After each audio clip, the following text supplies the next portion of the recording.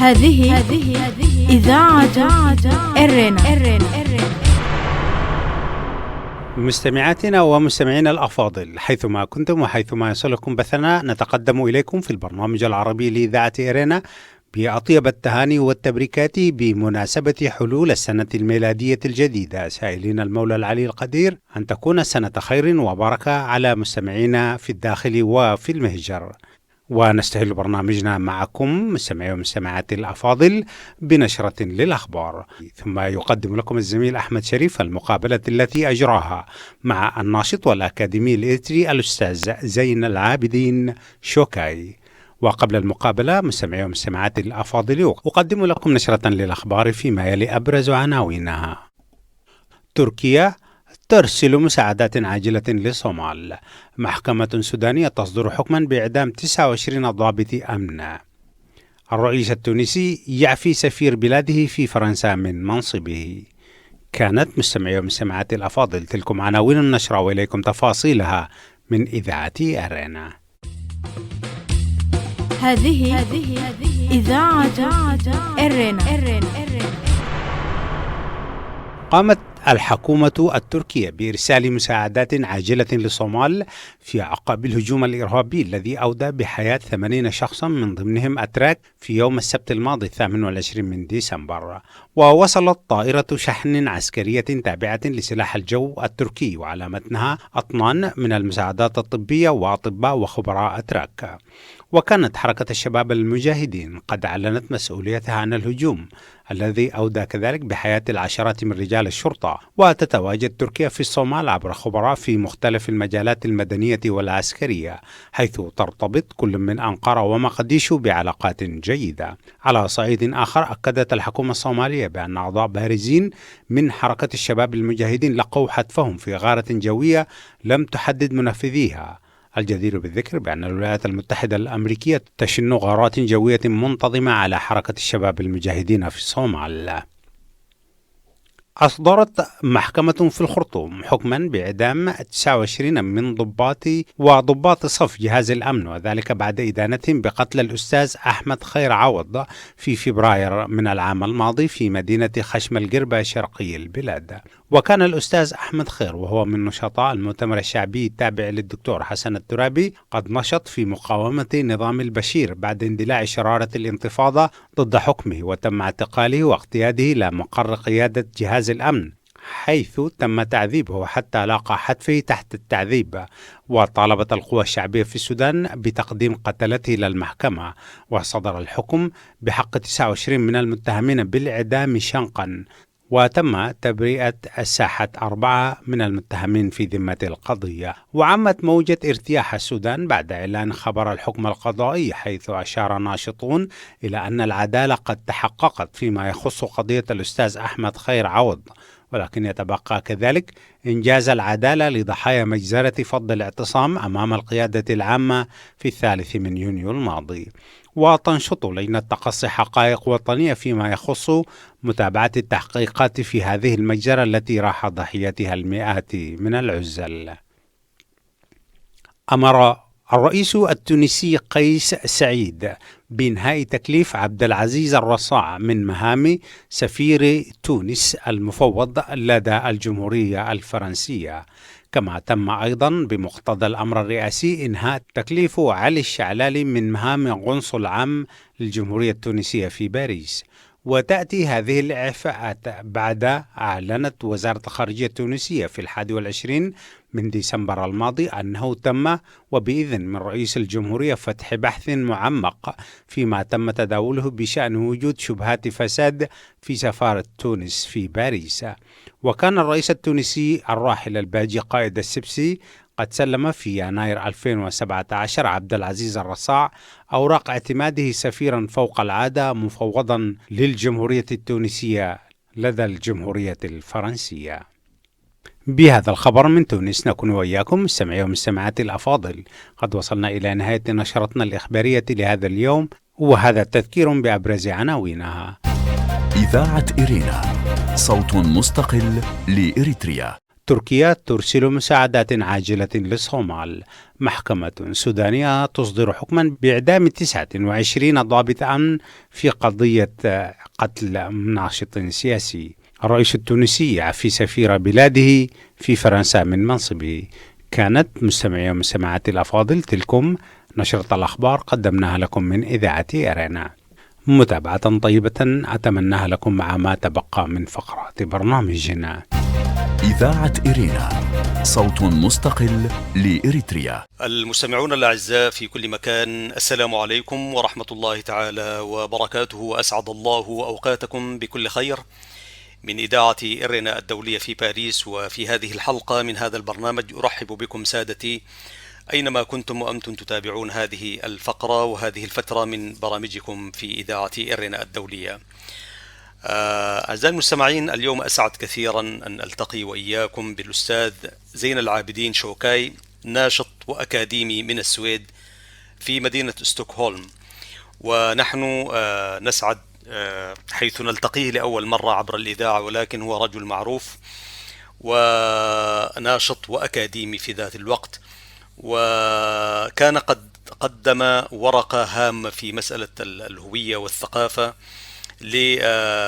بدعوة كريمة من فرع المجلس الوطني للتغيير الديمقراطي في السويد في شهر نوفمبر الماضي. نحن في إذاعة إرينا الدولية ارتأينا لأهمية ما طرحه من أفكار ومحاور هي تصب في ذات القضايا السياسية والثقافية وموضوع الهوية وغيرها.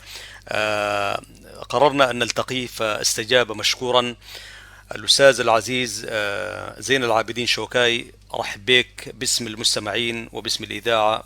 مرحب بك، تفضل سيد الكريم. هذه إذاعة إرينا. السلام عليكم ورحمة الله تعالى وبركاته، وبسم الله الرحمن الرحيم. أشكرك أنا أيضا أخي العزيز الأستاذ أحمد شريف على هذه الاستضافة الكريمة، وأنا متابع لإذاعتكم الموقرة، وهي إذاعة مع غيرها من وسائل الإعلام الموجود في المنفى وفي الخارج، وموجه إلى شعبنا في الداخل، إعلام مقاوم، إعلام توعوي، إعلام يدعو إلى الالتفاف حول قضايانا المصيرية، قضايا الديمقراطية والحرية وحقوق الإنسان. فأنا جدا سعيد بهذه الاستضافة الكريمة، وشاكر لك أستاذ أحمد على هذه الاستضافة. يا هلا وسهلا أخي العزيز. مستمعيك أيضا نعم في نفس الوقت. مرحب بك، شكرا لك أستاذ زين. طبعا لا نجامل عندما نقول الأستاذ زين العابدين شوكاي هو أحد العقول والأصوات النيرة الجادة التي تطل بين فترة أخرى على المستمعين، ولكن بما أننا نعيش واقعا غير طبيعيا فأحيانا كل الألوان تتشابه، والغث والسمين يكون متشابه. لكن حقيقة نحن سعادتنا غامرة أن نلتقيك العقل والناشط والجاد في ما تطرحه من أفكار. أستاذ زين، كده قبل ما نخش في محاور الورقة الهامة التي قدمتها، بما أنك أنت معروف، لكن خلينا نعرف المستمع الكريم. أدينا نبذة عن أستاذنا العزيز زين العابدين شوكاي والنشأة والبيئة التي نشأت فيها ونمى العقل، فنفتح لك المجال حبيبنا العزيز. بارك الله فيك أستاذ أحمد على هذه الكلمات الطيبة، وهي كلمات صراحة تخجل تواضعي، وأشكرك عليها، وتبعث السرور في قلبي وتدفعني إلى أن أبذل المزيد من الجهد فيما أقوم به من مجهودات، وهي قليلة جدا ولا تساوي ربما قطرة في بحر من نضالات يخوضها شعبنا في كل مكان وبمختلف الأشكال. أنا من مواليد مدينة كرن في إريتريا، وتقريبا فترة صباي عشتها في كرن إلى أن بلغت ربما 14 من عمري. أو الخامسة عشر، وبعدها لجأت إلى السودان. ففترة إقامتي في، أو يعني وجودي في بلدي وبين أهلي، أستطيع أن أقول كان عندي إلى حد كبير جدا، رغم ما كانت تعانيه إريتريا في تلك الفترة من حروب ومن مشاكل ومن إحراق قرى ومن لجوء ومن تشرد ومن معاناة يعني يعرفها الجميع. بدأت في الستينيات، في نهاية الستينيات من القرن الماضي. وأنا ابن لهذه المدينة المناضلة، مدينة كرن. حتى رغم صغر سني فكان متابعاتي لما يجري حولي كانت إلى حد كبير جدا، يعني ولدت عندي إحساس بالقضية وإحساس بالوعي في وقت مبكر جدا من عمري، لنفس الأسباب التي ذكرتها، وهي ليست قضايا يعني مسألة استثنائية كنت أحسها أنا لوحدي، بل كانت هذه حالة عامة في مدينة كرن، ووجود مناضلين من أهل بيتي. مناضل أخوي محمد عثمان شوكان كان في جبهة تحرير إريتريا، معروف من الضباط الذين تخرجوا من العراق. بهذا المعنى أنا كنت في مدينة كرن يعني، والوالد الله يرحمه كان أيضا من الناس الذين شاركوا في الفترة بتاعت تقرير المصير في رحمة الله عليه. نعم. الوطن الإريتري. وكان أيضا عضو في البرلمان الإريتري، والدي العزيز. فهذه كلها يعني وجدت يعني أو أوجدتني في بيئة، نعم، ربما في وقت مبكر يعني تفتح وعي على القضية الوطنية الإريترية يعني. فبهذا المعنى أنا تربيت في مدينة مناضلة، مدينة الكثيرين من أبنائها التحقوا بالثورة الإريترية، ومدينة كان يعاني سكانها من حصار ومن تقتيل ومن تشريد ومن سجن وتعذيب. في هذه البيئة ترعرعت أنا. أستاذ الزين، معلش للمقاطعة، يعني بما أنك ذكرت يعني والدك رحمة الله عليه كان عضوا برلمانيا، هل وصل إلى سمعك شيء من حديث الوالد عن البرلمان، أم كنت في ذلك الوقت صغير شوية؟ الوالد الله يرحمه توفى في سنة 1995 يعني. وبالتالي يعني رحمة الله عليه. وجدت فرصة الله يرحمه، نعم، ويرحم جميع موتانا. وجدت فرصة أنه يعني نتحدث في كثير من القضايا، حتى بعد خروجي من مدينة كرن وأنا يعني لسه صغير، إلا أني عدت. الأهل يعني جاءوا إلى السودان، والوالد كان يتكرر يعني أيوة. يأتي السودان لزيارة الأهل ويرجع يعني يعيش في مدينة كرن. كان لم يغادر كرن حياته كلها إلى أن استوقفه المرض يعني، وتوفي في السودان رحمة الله عليه. أبرز مما علق في ذهنك شنو أستاذ الزين من حديث الوالد عن البرلمان والمساجلات اللي كانت موجودة في البرلمان، سواء كان ما يتعلق باللغة والعلم وغير ذلك؟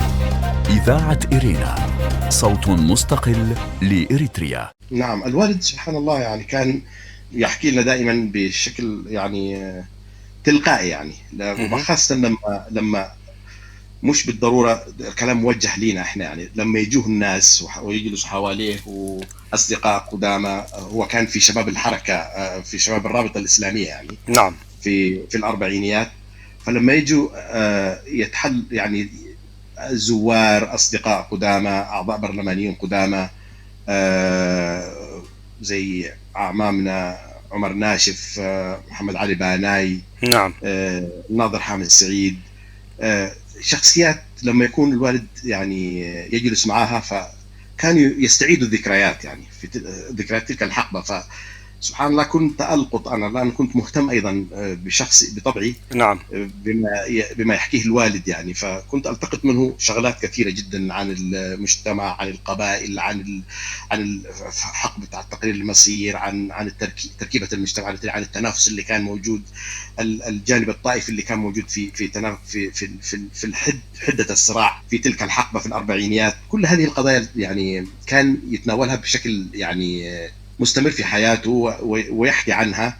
وكان والد الله يرحمه يعني على كل حال طبعا أنا والدي لأنه بتربطني به جوانب عاطفية، لكن أيضا بقدر أحاكم ما سمعته منه عقلانيا، يعني بشكل عقلاني. فما كان عنده تشنج أو تعصب يعني من أي نوع من الأنواع يعني. فسبحان الله هذه البيئة أيضا أعتقد أثرت فيها أيضا بشكل إيجابي، يعني نعم. أنه أنا ما أتبنى أفكار متطرفة تجاه أبناء وطني، تجاه وطني. ووجودي في مدينة كرن اللي هي مدينة يعني متعددة الثقافات، صح. أيضا الأصول غير الكرنية في الأصل. يعني أنا والدي من سمهر ومن قندع، والدتي من الساحل من أفعبت، لكن جات الوالدة وهي صغيرة تعتبر كرنية تقريبا الوالدة. نعم. فهذا الكومبينيشن أنا موجود في قلب إريتريا، في مدينة كرن اللي فيها التنوع الثقافي واللغوي والديني بشكل رائع وجميل ومتناغم ومنسجم، ما في شك. وانتمائي أيضا أنا لبيئات أخرى. مثلا نسافر في الأعراس لأسمر أبناء ناس عمي لقندع وإحنا صغار. سبحان الله الساحل ما سافرنا بأي شكل من الأشكال، وهذه قضية كنت أحزن عليها كثير. نعم. لأن الوالدة باعتبار انتقلت إلى كرن وهي صغيرة، يعني اللي يخلينا نعود إلى مدينتها أفعبت وكذا. نعم. لكن على كل حال الإحساس والارتباط الوجداني كان موجود حتى بأهل الوالدة، لأنه كانوا يجونا في كرن. يعني أفعبت قريبة هي من كرن جدا، يعني ما عبارة عن مشوار ساعة ونص لو الطريق كويس يعني. نعم نعم. أو لا تكون حتى ساعة، ربما يعني أقل من ساعة ربما. طيب أستاذ زين معلش الحاقا بالسؤال السابق، مما تابعت وقرأت يعني، هل الأقلام الإريترية تناولت تلك التجربة الممارسة البرلمانية في تقديرك؟ لأنه يعني أعتقد أنه يعني حتى هي بتكون ردود على من يزعم الآن ويقول أنه الشعب الإريتري لسه وكذا، سواء كان نظام أسمرة أو غيره، في الممارسة البرلمانية. هل كتبت عن تلك المرحلة وتلك التجربة؟ ليس بالمستوى المطلوب، لكن هل تفتكر أنه المكتبة الإريترية والقراء الإريتريون يعني وقفوا على التجربة دي بالشكل يعني، سواء كان من البرلمانيين أو من الناس المهتمين بالعمل السياسي، عن تلك التجربة على قصرها؟ نعم، هي طبعا تجربة قصيرة، هي وؤدت يعني. نعم. التجربة البرلمانية الإريترية هي التجربة البرلمانية الإريترية هي تجربة الاتحاد الفيدرالي، وهي تجربة تعتبر رغم ما فيها من أوجه قصور كتجربة ربطتنا قسرا بإثيوبيا، إلا أننا يعني سواء كان في ممارساتنا أو في دساتيرنا أو في القوى السياسية اللي مهدت لهذا النوع من الارتباط بإثيوبيا، الصراع اللي كان موجود بين أطراف الحركة الوطنية الإريترية، بين الاتحاديين والكتلة الاستقلالية، كل هذا ولد إنه إريتريا ما تنال الاستقلال الكامل، لكن يعني على الأقل ما تكون يعني كما كان يتمنى الوحدويون يعني جزء من إثيوبيا بالصورة اللي كانوا هم يطمحوا لها يعني. فوجود هذا النوع من العلاقة بإثيوبيا هو أعتقد الذي دفع الإريتريين لاحقا بالمطالبة بالاستقلال الناجز، لسبب بسيط جدا. يعني إريتريا كانت في تلك الفترة تتمتع مقارنة بالكثير من دول الجوار، وحتى بلدان يعني كان فيها الحركة العلمية أكثر تقدما كالسودان، إلا أننا كإريتريين يعني تفتح وعينا السياسي في وقت مبكر جدا يعني. نعم. ولعبت فيه شخصيات وطنية إريترية بعينها. فأنا في نظري التجربة، أعود لسؤالك أستاذ أحمد وأقول التجربة لم يؤرخ لها بشكل لائق يعني. وكل التجربة الوطنية الإريترية لم يؤرخ لها بشكل ممنهج.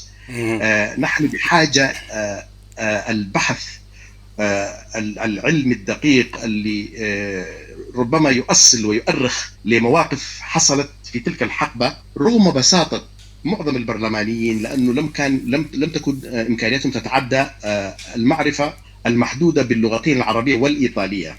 نعم. هذه المعرفة البسيطة في فترة تقرير المصير فتحت أبصارهم لعالم واسع يعني.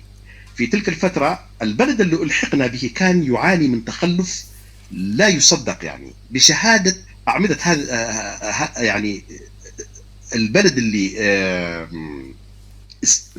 لاحقا استعمرنا وارتبطنا به بشكل قهري وبشكل إجباري في اتحاد فيدرالي. هذا البلد نفسه اللي هو إثيوبيا بشهادة كثيرين من جهابذة السياسة والدبلوماسية الإثيوبية يشهدوا أن إريتريا كانت قطعت أشواط لما جاء الاستعمار الإيطالي واحتل إثيوبيا سنة 1934، وكان جل العسكر من الإريتريين وحتى الضباط والإداريين يعني والمهندسين اللي كانوا يشقوا الطرق وغيره الذين بنوا إثيوبيا الحديثة، مدينة أديس أبابا الحديثة، وعلى الأقل المركز بتاع مدينة أديس أبابا الحديثة الماركاتو وغيره، هم الإريتريين اللي جمع مع الاستعمار الإيطالي في تلك الفترة يعني. نعم. فإريتريا كانت متقدمة منذ الثلاثينيات، وفي الأربعينيات إريتريا كانت يعني تتمتع بقدر يعني كبير جدا من الوعي السياسي،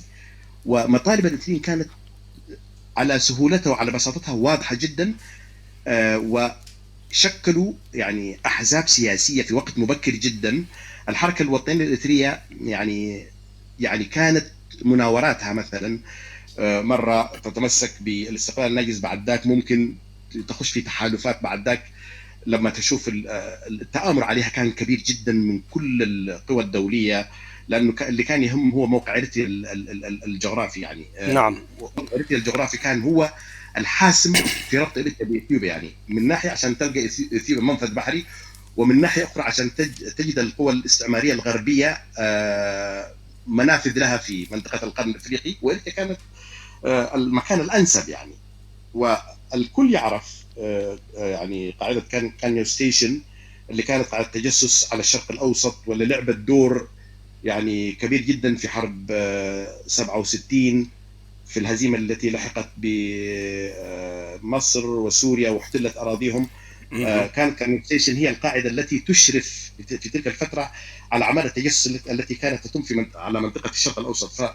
فإريتريا كانت وستظل أنا أعتقد مهمة جدا كموقع جغرافي حاسم من الناحية السياسية يعني. إريتريا مقبلة حتى في المستقبل كمان على الكثير من الأشياء لهذا.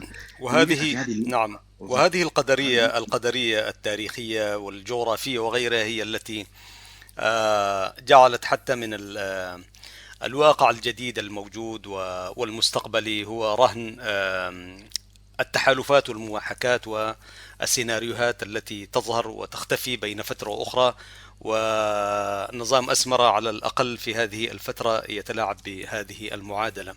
أستاذ زين، بارك الله فيك يا أخي على هذه الإنارة، ولا أذيع سرا إذا قلت أنا في يوم من الأيام كان طلب مني من أحد الفعاليات السياسية هنا في ميلبورن أن أتحدث عن الممارسة البرلمانية، وهنالك ورقة عمل. أنا أتمنى إن شاء الله، يعني ما قدمت الورقة لأسباب فنية، ولكن هي موجودة كممارس لتجربة برلمانية إقليمية في الإقليم الأوسط، ومقارنة استقراء بالتاريخ لدراسة متواضعة جدا جدا، وإن شاء الله ترى النور في القريب العاجل. ولكن لأهمية المسألة أنا طرحت لأنه لم نؤرخ لتلك الملحظة. أستاذ زين، هذه إذاعة إرنا. طبعا نحن سنتحدث عزيزي المستمع عن الندوة التي عقدها الأستاذ زين العابدين شوكاي في 2 نوفمبر 2019 تحت عنوان تحفيز الشباب على العمل الوطني الإريتري، وهنالك جملة من المحاور الشباب الإريتري بين الانتماء واللامبالاة، وقضية الهوية والوطنية الإريترية ومهدداتها، العمل السياسي الإريتري ما له وما عليه، والخاتمة. في خواتيم هذا الجزء الأول أستاذ الزين، نحن نشكرك، لكن يا ريت لو حدثتنا كمان البيئة العلمية التي نشأت بها قبل أن نلتقي بالمستمعين في الحلقة القادمة. تفضل أستاذ زين. نعم، أنا حقيقة كما ذكرت ابن هذه المدينة الغراء، مدينة كرن، وبدايات العلمية طبعا كبقية أبناء إريتريا من المسلمين بدأت بالخلاوة القرآنية. نعم. وأنا أدرس القرآن الكريم، يعني أحفظ وأتدرب على قراءته وعلى كتابته، وكان عندنا شيوخ أماجد صراحة. بالله اذكر لنا من الشيوخ بهذه المناسبة. مثلا أنا الشيخ الذي درسني هو الشيخ محمد عمر بلتوباي من آل بلتوباي، رجل من الساحل، هو من مناطق عنسبة. نعم رحمة الله عليه. الله يرحمه. نعم توفى الله يرحمه. الذي يعرف أخونا محمد عثمان إدريساي ابن عمومة هم يعني نعم كلهم. فهؤلاء هذا الشيخ الجليل الذي درسني يعني مخارج الحروف في اللغة العربية يعني في ريعان الصبا. أنا يعني أتذكر هذا الرجل لم يكن يتساهل معنا أبدا في مخارج الحروف، سواء كانت الثاء والذال والغين اللي هي ما موجود في لغاتنا الإريترية، وحتى كثير من دول الجوار الذين حتى يتحدثون العربية عندهم فيها إشكالات. يعني لا في إريتريا ما كان عندنا الخلط بين القاف والغين، بين السين والثاء، بين الضاء وبين طريقة نطقنا للضاد والضاء. يعني كان مخارج الحروف كانت يعني لقناها ونحن صغار بصورة يعني منهجية. هذا الرجل الذي درسني هو يعني ابن بيئة ريفية، يعني سبحان جاء الله. من بيئته الريفية في مناطق عنسب الساحل، ودخل مدينة كرن، وكان يعني بمساعدة الوالد وأهل الحي فتحوا له خلوة في حينا في كرن في الختمية جنب المراغنة يعني. ودرسنا في هذه الخلوة أجيال، يعني أنا واللي قبلي وأخواني الصغار وكذا. وكان قبلها طبعا أخواننا الكبار درسوا في خلوة الشيخ بلال إدريس، يعني الذي نعم هو رحمة الله عليه علم من أعلام مدينة كرن، يعني تشهد له أجيال متلاحقة يعني. لكن أنا لم ألحق بالشيخ بلال إدريس. طيب أستاذ الزين، أنا لأنه الزمن داهمنا وتخطينا ببضع ثواني للحلقة المسموح بها من الزمن، سنتوقف في هذا المكان الطيب الطاهر، وهي الخلاوة والمسيد في مدينة كرن، وبداياتك تعلمك لتلقيك القرآن الكريم واللغة العربية. أتوقف هنا عزيزي المستمع مع الشكر الجزيل لمحدثكم الأستاذ زين العابدين شوكاي، ناشط وأكاديمي. التقيناه من السويد في ستوكهولم، وحديثنا في هذا البرنامج من إذاعة إرينا الدولية الورقة التي قدمها، ولكن لا بد كان من هذا المدخل. في الختام شكرا لك سيد الكريم، ولكم أعزائي المستمعين التحية والتقدير من محدثكم أحمد شريف وزملائي في إذاعة إرينا الأستاذ فتحي عثمان وبنيام سمعون. السلام عليكم ورحمة الله وبركاته. إذاعة إرينا، صوت مستقل لإريتريا. المستمعات والمستمعين الأفاضل، أهلا وسهلا بكم مجددا. نلتقي بكم قبل نهاية فقرات برنامجنا لهذا اليوم، مقدمين لكم موجزا لأهم ما ورد في صدر نشرتنا الإخبارية. تركيا ترسل مساعدات عاجلة للصومال. قامت الحكومة التركية برسال مساعدات عاجلة للصومال في أعقاب الهجوم الإرهابي الذي أودى بحياة 80 شخصا من ضمنهم أتراك في يوم السبت الماضي 28 من ديسمبر. ووصلت طائرة شحن عسكرية تابعة لسلاح الجو التركي وعلى متنها أطنان من المساعدات الطبية وأطباء وخبراء أتراك. محكمة سودانية تصدر حكما بإعدام 29 ضابط أمن على خلفية قتل ناشط. أصدرت محكمة في الخرطوم يوم الاثنين الماضي حكما بإعدام 29 من ضباط وضباط صف جهاز الأمن، وذلك بعد إدانتهم بقتل الأستاذ أحمد خير عوض في فبراير من العام الماضي في مدينة خشم القربة شرقي البلاد. وكان الأستاذ أحمد خير وهو من نشطاء المؤتمر الشعبي التابع لحسن الترابي قد نشط في مقاومة نظام البشير بعد اندلاع شرارة الانتفاضة ضد حكمه، وتم اعتقاله وتعذيبه في مقر جهاز الأمن حتى فاضت روحه هناك. الرئيس التونسي يعفي سفير بلاده في فرنسا من منصبه. أمر الرئيس التونسي قيس سعيد بإنهاء تكليف عبد العزيز الرصاع من مهام سفير تونس لدى فرنسا، كما تم أيضا بمقتضى الأمر الرئاسي إنهاء تكليف علي الشعلالي من مهام قنصل عام للجمهورية التونسية في باريس. وتأتي هذه الإعفاءات بعدما أعلنت وزارة الخارجية التونسية في 21 من ديسمبر الماضي أنه تم بإذن من رئيس الجمهورية فتح بحث معمق فيما تم تداوله بشأن وجود شبهات فساد في سفارة تونس في باريس. هذه إذاعة إرينا. كان ذلكم مستمعي ومستمعاتي الأفاضل موجزا لأهم ما ورد في صدر نشرتنا الإخبارية لهذا اليوم، وبه نكون وإياكم قد وصلنا إلى نهاية فقرات برنامجنا. وقبل الختام تقبلوا تحيات زميلي أحمد شريف ومحدثكم فتحي عثمان وزملائي في الإذاعة في باريس، مجددين لكم مستمعي ومستمعاتي الأفاضل دوما التهنئة بمناسبة العام الجديد، سائلين المولى العلي القدير أن تتحقق فيه كل أمنياتكم على المستوى الوطني والشخصي، وكل عام وأنتم بخير وعافية، ودمتم في رعاية الله وحفظه. هذه إذاعة إرنا.